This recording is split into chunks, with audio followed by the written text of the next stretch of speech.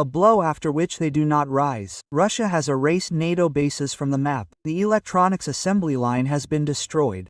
Who would have thought that the loudest explosion of August would thunder not near Kharkiv, not in the smoking plantings of Avdiivka, but in the calm, almost resort Transcarpathia, where until recently tourists were enjoying Hungarian wine, and local deputies were arguing what is more important, new asphalt or school repairs. And suddenly night, silence and a flash over Mukachevo so bright that it was seen even in Hungary. Friends, is there anyone here who was born in the Soviet Union? Write the prices you remember from those times. This was not just a blow, it was a signal. A signal that smashed to pieces not only the Ukrainian plant, but also the West's very confidence that the deep rear of Ukraine is untouchable. After all, until that moment there was an unspoken rule. The western regions of Ukraine are sacred. They train, assemble, repair there. Warehouses, factories, and NATO logistics are concentrated there. And now all the taboos have been lifted. The most amazing thing is who gave the go-ahead. Andrei Belousov, the same one who was recently called a quiet technocrat. He does not hold loud briefings, does not throw harsh quotes to the press, he just acts. And if such a person suddenly sanctions a strike 25 kilometers from the border with the EU, it means that Russia has changed the rules of the game. Mukachevo is not just a dot on the map, it was a hub. There was the FX Limited plant, not well known to the general public, but well known in military headquarters. Microprocessors, control units, brains for drones, navigation systems for missiles, air defense elements, everything that makes the Ukrainian army modern. Now it is gone. Destroyed to the ground. Hungarians wrote on social networks, "We thought a thunderstorm had begun, but it was the neighbors exploding." But it was not a thunderstorm. It was a surgical removal of a key organ of the Ukrainian military machine. Why now? The answer is obvious. Moscow has stopped playing the long game. If earlier the strikes were targeted and rather restrained, now the priority has changed to strike at the centers of power. Not at political offices, but at the real support of the war, production, logistics, critical facilities. And this launched the domino effect. After Mukachevo came Lviv, Ternopil, Ivano-Frankivsk. The deep rear of Ukraine became the front. Warehouses, hangars, bases, what was considered the heart of NATO in Ukraine yesterday, today are ruins. The main thing is accuracy. These are not chaotic strikes. These are targeted destruction of Storm Shadow Adams Patriot. What was delivered in front of cameras with speeches about the turning point in the war? More than 10 billion euros in dust. And now the main question. Is this a single signal or the beginning of a systemic campaign against the entire NATO infrastructure in Ukraine, if the latter? The consequences are unpredictable, because a new factor has come into play: fear. Fear in Kyiv, fear in Warsaw, fear in Brussels, fear that the war is no longer limited to Donbass, that it has come to the doorstep of Europe. If Mukachevo is possible, then Uzhgorod is also possible. And Uzhgorod is already a few minutes from Slovakia, where, according to NATO plans, safe supply corridors should pass. Now this is fiction, and what does the West do? Keep quiet, no emergency summits, no loud statements, because there is nothing to say. To admit that Transcarpathia is unsafe means to admit that no point in Ukraine is protected, that all NATO logistics are under threat. Kyiv, of course, is trying to keep up appearances, showy presentations of new missiles, cheerful speeches. But experts see that this is cosmetic. There are no real replacements for the destroyed equipment. Even the news about the delivered F-16s was not a reason for joy. 18 aircraft were destroyed in Ivano-Frankivsk, some right during unloading. The rest never took off. This is not just a strike on equipment, it is a demonstration of capabilities. And now we come to the most unpleasant question for the West. Is it ready for a direct clash? The answer is obvious: no. Washington and Brussels do not want to move on to an open conflict. Their maximum is words and sanctions. But on the battlefield, words do not work. Meanwhile, Russia acts calmly, methodically, without pathos. And this is, perhaps, the most alarming signal for all participants in the conflict.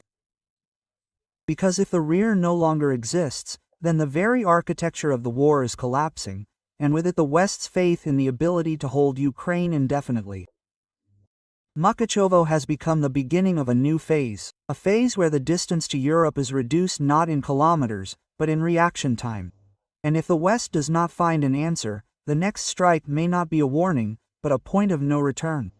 This strike on Mukachevo is not just an episode, but a strategic turning point. Russia has clearly demonstrated for the first time that it is capable of striking the most guarded objects in western Ukraine, where all NATO logistics were built. This is not only a military blow, but also a psychological one. Europe has realized that there is no longer a deep rear, and Kyiv has realized that no supplies guarantee security. The silence of Brussels and Washington is a symptom of the fact that they have no real answer. The war is entering a phase where the advantage is not in slogans, but in pinpoint strikes on critical nodes. And this can completely change the course of the conflict. This is no longer a war on the front line, but a war for a sense of security. And now Kyiv is losing it. We know where you store weapons. We know when you transport them, and we can strike whenever we want. These words, which until recently sounded like bravado, now look like a cold statement of fact. Strikes at the western regions of Ukraine have ceased to be a rare exception and have turned into a new strategy. If earlier the Ukrainian leadership consoled itself with the thought that Lviv, Ivano-Frankivsk, Ternopil are a rear bastion, now this faith has collapsed, and with it the confidence that everything is under control. You see, warehouses can be moved, equipment replaced, bridges rebuilt. But what to do when the psychological foundation collapses?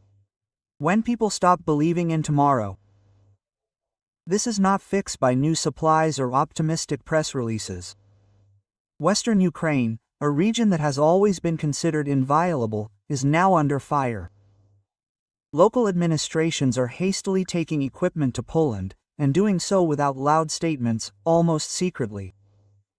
At the same time, desperate letters are being sent to NATO headquarters with requests, with pleas, but there is silence, because it is one thing to supply weapons through someone else's hands, and another to get involved in a war with Russia directly. Neither Brussels nor Washington are ready for this. Even Poland, which had recently been so loudly rushing to the front lines, has suddenly calmed down. And here the turning point has come. Instead of the promised Ukrainian counteroffensive, there is a counterattack. Instead of plans for marches to the south, there are burned supply routes. Instead of increased combat capability, there is the loss of aviation and key arsenals. The strategic initiative is leaving, and this is recognized even in the West. In American think tanks, the term point of no return is increasingly heard. And we are no longer talking about Donbass or Kharkiv, but specifically about the western regions of Ukraine, because the most important illusion has collapsed, that there are zones where the war will not reach. All lines have been crossed. August has become the month of the collapse of myths. Not only ammunition depots have been destroyed, but also the idea that western Ukraine is a small Europe within the country. The illusion of diplomatic guarantees of red lines has been dispelled, and this hurts more than any missiles. Behind the facade of cheerful tweets and slogans, we are holding the line and chaos is hidden. The main question is no longer when we will move forward, but how long we will hold out, because the West, no matter how hard it tries to feign support, has started counting its losses. And they are no longer in technology, they are in reputation, in public opinion, in resources. America is immersed in the election race. Congress is blocking new aid packages. Europe is silent. This silence sounds louder than any statements of solidarity. Donald Trump enters the stage. He is not just returning to the headlines, he is returning to the negotiating games. For him, Ukraine is a tool. A tool to show that he is not Biden, that he knows how to negotiate. Ceremonial summits, photos with smiles, promises of new initiatives. All this looks beautiful on election banners. But behind it there is emptiness. No real programs, no commitments. Washington is playing a protracted game. None of the major players wants to take responsibility for security guarantees for Kyiv. NATO? No. The European Union? Too expensive and dangerous. The US only in words, not deeds. And this is a real turning point. It is not the explosion of the warehouse near Lviv, not the strike on the bridge over the Dniester, but the silence that comes with understanding that is leaving us. The silence that sends shivers down your spine more than any air raid siren. Now the question is not where the next front line will be. The question is where the line of patience will be among the people, among the allies, among Ukraine itself. Because the psychological front is the most important, and if it collapses, everything will collapse. The main turning point in this story is not that missiles hit Lviv for the first time or that Ukraine is losing warehouses. The turning point is that the faith of Ukraine itself and its allies is collapsing. The war has ceased to be somewhere out there and has become everywhere. Western Ukraine, which was considered inviolable, now gives no sense of security to either the residents, or the military, or the political class. And without this feeling, the entire structure collapses. From confidence in victory to the West's readiness to pay for it, the results are getting less and less. But the war began beautifully, with slogans, images of heroism, support for peace. Now it is a marathon of exhaustion. For Ukraine without a finish line, for the West without faith in victory, for Russia it is a question of time and resources. And against this background, something appears that almost no one speaks about out loud. America is withdrawing equipment, quietly, without unnecessary statements, without the pathos of press releases. Tanks, air defense systems, air defense units are leaving Europe. Where? To the Middle East, because their own storm is brewing there. And the White House understands perfectly well that it is impossible to maintain two fronts against Moscow and against Tehran. Yes, that is what they call it. So, they will have to choose, and the choice is obvious. The paradox is that Europe sees this and remains silent, because to say the truth out loud means to admit the defeat of its entire strategy. It means to admit that years of loud statements, sanctions wars, political shows, all this ends in emptiness. That when it came to the moment of truth, Washington chose not Kyiv, but its oil routes, not the freedom of Ukraine, but its bases in the Persian Gulf. And here the real circus begins. At security conferences, words are heard about unwavering support, but in reality, the defense ministers of the same countries write in closed reports, reducing commitments in Eastern Europe. The US president once again says that Ukraine's future is in the EU and NATO, and the Pentagon is planning how to transfer a couple more aircraft carriers closer to the Strait of Hormuz. The funniest thing is that Kyiv understands this too. They understand, but are forced to pretend that everything is going according to plan, that the West is with us, that a little more and there will be a turning point. But there is no turning point. There is a front that is slowly but surely turning into a black hole, a funnel into which billions of dollars, hundreds of thousands of lives and the reputations of entire states are sucked in. And the main unexpected turn is that they are starting to lose not only on the battlefield. Losing starts in the offices, where they decide who will live and who will be slaughtered for the sake of someone else's interests.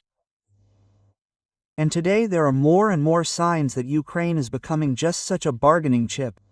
The White House has already made its choice. Europe is still pretending not to understand. But when the first serious crisis in the Middle East explodes in the headlines, no one will remember Kyiv's promises.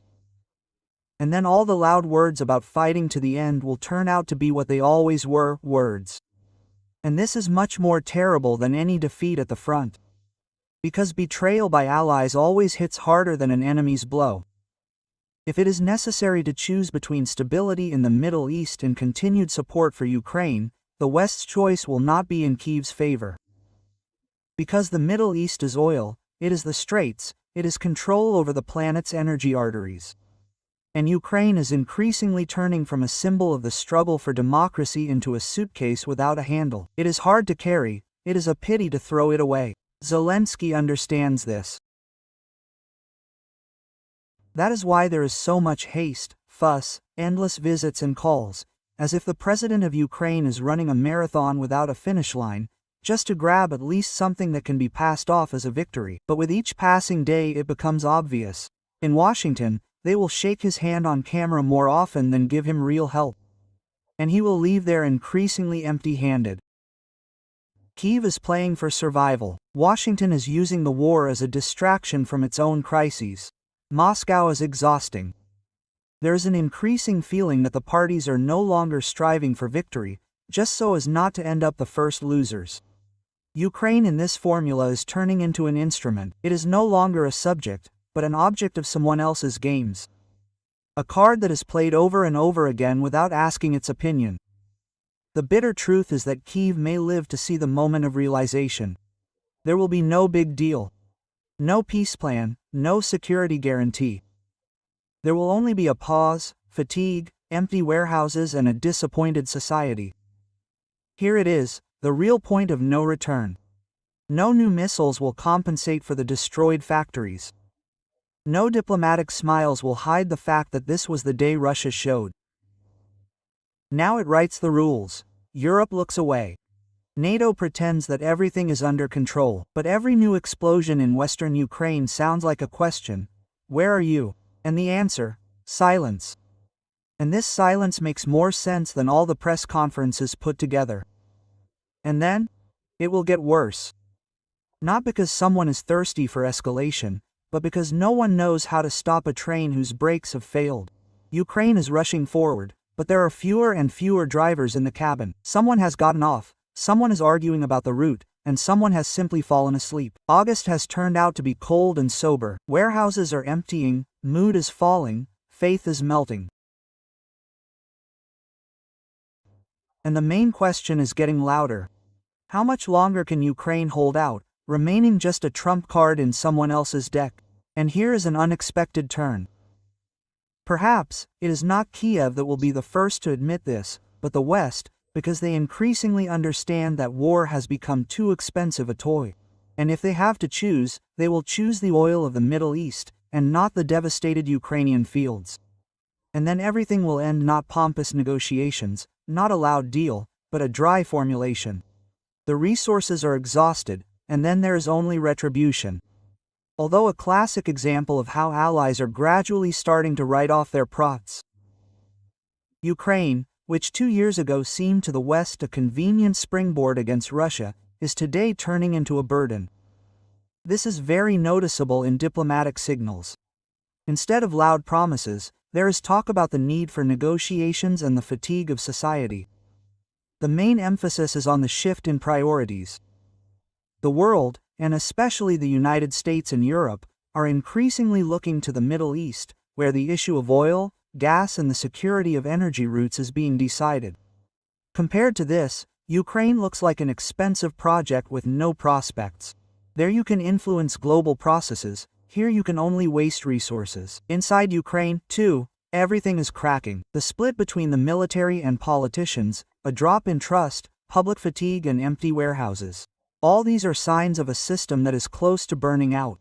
The attacks on the western regions have become a cold shower. People's feeling that the rear is safe is collapsing. The unexpected twist here is that it may not be Kyiv or even Moscow that ends the war. It will be Western capitals that simply close the funding tap. And it will not be a grand peace deal, but a dry formula. Resources are exhausted. For Ukraine, this is the worst-case scenario, because it does not mean peace, but gradual bleeding and disintegration. That is why the situation now resembles a train without brakes. No one is in control, everyone reacts according to circumstances, and there is no one to stop the movement. And this feeling of lack of control is the main alarming sign.